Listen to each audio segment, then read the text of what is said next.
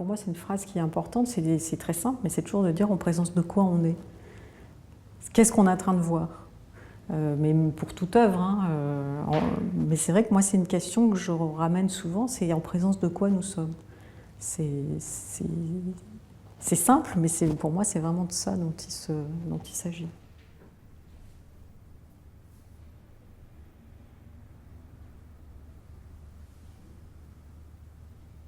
L'origine même du travail était comment la mémoire ressurgit dans un paysage. Par exemple, cette image du bunker, pour moi, elle est assez emblématique et assez révélatrice de cette période-là. Et donc, c'était un bunker pendant la Seconde Guerre mondiale pour surveiller plutôt l'espace du Sud. Et c'est seulement dans un deuxième temps que le spectateur va arriver à décrypter cette présence du mur et donc qui renvoie à cette position du spectateur mais aussi du photographe. Et donc de se dire, si je suis à l'intérieur du bunker, dans quelle situation je suis. C'était aussi une façon de réinterroger de faire une espèce d'analogie entre le photographe et le guetteur, le poste un petit peu de veille. Écoute, là, moi, il me paraît bien. Parfait, celui-là. Il y a quelques lignes derrière, mais non. Ça va, c'est la transparence. Écoute, celui-là me paraît impeccable. Pour moi, les autres ne poseront aucun problème. Non, si on est vu allé... la taille réduite, avec celui-ci, c'était l'exemple qu'il fallait... Ce qui ferait le fil qui sous-tend tout mon travail, le fil rouge un peu qu'on pourrait suivre comme ça, c'est effectivement cette question de la violence latente, c'est-à-dire dans les mégalopoles, quel espace est dédié à l'homme et est-ce qu'il arrive ou pas à se réapproprier ces espaces-là, comment l'homme sans qualité, pour reprendre Musil, fait pour vivre dans les espaces qui sont censés lui être dédiés. Vraiment à peine. Moi, je trouve juste que Je préfère quand on voit des énormes mégalopoles où il y a toujours des quartiers agréables, mais là, les périphéries sont souvent assez sordides et sont sur les mêmes modèles. Hein. À peine. D'ailleurs, il y a plus d'architectes pour construire ces zones-là. C'est plutôt des promoteurs qui déroulent des modules à l'identique. Mais cette façon-là de travailler les périphéries de ville, moi, je trouve que c'est assez violent parce que c'est assez moche. Il y a souvent pas de... souvent, il n'y a pas d'argent, donc les services qui sont prévus au début pour faire des écoles ou des choses un peu culturelles, souvent ça disparaît, pour faire plus de logements. Donc tout ça, je trouve que c'est très violent aussi. C'est une espèce pour moi, c'est une autre sorte de violence latente. C'est pas de l'hémoglobine qui apparaît comme ça, mais pour moi, c'est un peu du même ordre que le bunker, dans le sens où c'est pas quelque chose de violent au premier degré, mais c'est quelque chose qui remonte à la surface, comme ça, dans un deuxième temps de lecture. Pour les mégalopoles, j'étais partie sur, au début, 5-6 mégalopoles. Au fur et à mesure, ça a été alimenté par d'autres villes qui n'étaient pas forcément des mégalopoles. Et donc la question n'était pas du tout de faire un reportage sur une ville, mais plutôt de faire des typologies et de faire dialoguer toutes ces images. Je recherche les limites de la nature avec la ville, les zones de frontières, de limites, d'où cette typologie paysage-ville.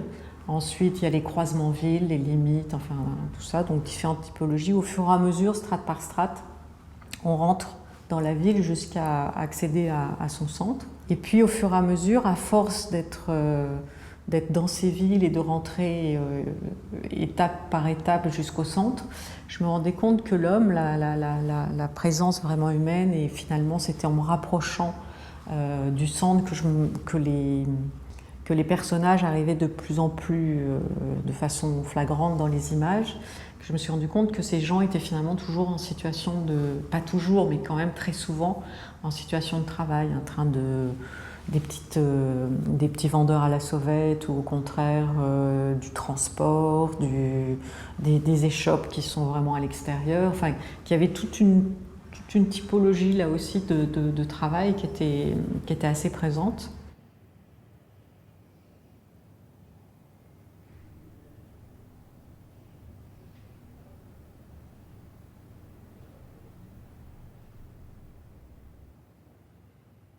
Là où on est plus quasiment dans une question de portrait, c'est cette question des gestes regards, où on sent la concentration des gens, où j'attends vraiment quand je fais les prises de vue. Ils savent très bien que je les photographie, j'ai les autorisations. C'est vraiment, j'attends qu'ils soient concentrés dans leur travail, mais dans leur espace. Donc il y a vraiment toujours aussi pour moi cette façon de trouver une distance par rapport, même si c'est leur espace de travail lié à une table, j'essaye d'attendre qu'il y ait la logique du travail qui se remette en place et qu'on sente quel espace leur est nécessaire pour être dans la logique de leur travail. Et puis au fur et à mesure, on passe à des espaces plus amples. Et certains, ça va être des grandes circulations dans des grands espaces. Enfin, voilà, c'est pour ça aussi que les cadrages changent. C'est qu'en fonction du type de travail, l'espace va complètement changer. Pour certains, ça va être tout le temps le même poste. Donc c'est là où on est dans ces gestes regards. Puis pour d'autres, ça va être des choses qui circulent.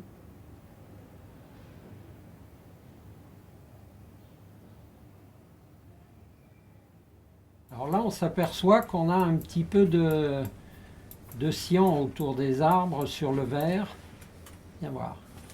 Il y a en effet un petit peu d'irisation. Ça, c'est la lumière forte qui donne cet aspect-là. Oui. Mais bon, sur l'agrandissement, ça devrait passer. T'en as une là, voilà. Ça c'en est une. C'est pas flagrant. Parce que j'aurais éliminé un petit peu, mais là, non. Mais voir un peu de jaune et de rouge à fond. Un peu de rouge aussi. On laisse comme ça le ciel, avec cette tonalité un peu chaude.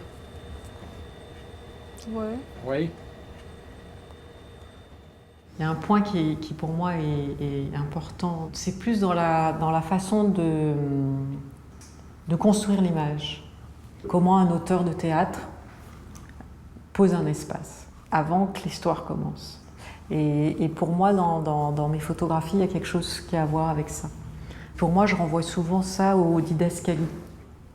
Comment on tient un cadre, comment on va mettre des détails et travailler ce premier plan, cet espace, et qui a souvent un fond, un rideau de fond qui est souvent une ligne d'immeuble ou quelque chose comme ça. Mais comment cet espace est délimité, et à partir de là, il va y avoir potentiellement des personnages qui vont venir habiter ce lieu-là. Et pour moi, quand je travaille les images, là je vois le paysage ville derrière du Caire, il n'y a personne, mais on sent l'activité humaine, et potentiellement l'histoire peut commencer.